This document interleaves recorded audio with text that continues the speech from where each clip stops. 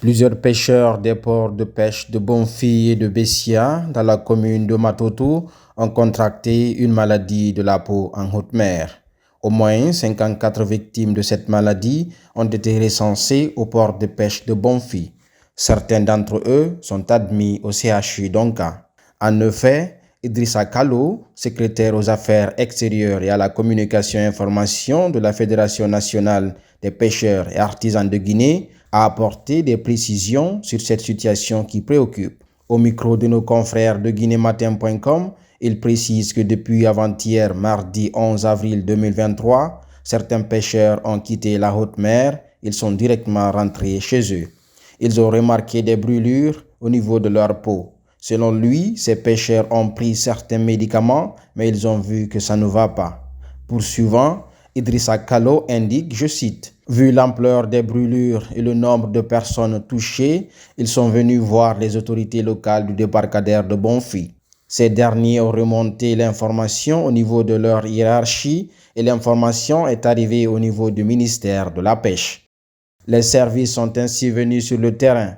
Pour le moment, ils sont en train de mener les différentes enquêtes pour comprendre la cause réelle de ce qui est en train de toucher les pêcheurs. » Fin de citation.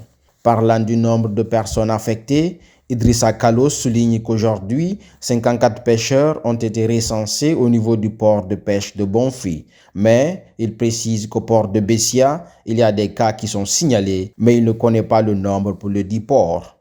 Par ailleurs, Kallo est revenu sur la prise en charge des malades. Il a souligné, je cite, « Pour leur prise en charge, nous devons nous rencontrer et voir au niveau de la Confédération nationale des professionnels de la pêche les décisions à prendre urgemment.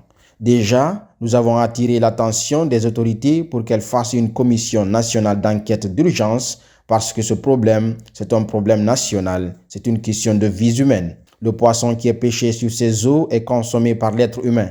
S'il y a déjà des infections au niveau des êtres humains, il faudrait approfondir les enquêtes, faire des analyses. Plusieurs départements sont concernés. Le ministère de l'Environnement, le ministère de la Pêche, le ministère de l'Enseignement supérieur, le ministère de la Santé et même le ministère de la Défense pour qu'on puisse comprendre réellement qu'est-ce qui a causé cela. À laisser entendre Idrissa Kallo au micro de guinématin.com. Mais déjà, le chargé des affaires extérieures de la Fédération nationale des pêcheurs et artisans de Guinée a des soupçons. Il déclare, je cite, « Le soupçon au niveau de la pêche artisanale, nous pointons du doigt les gros navires qui peuvent déverser des déchets toxiques en mer.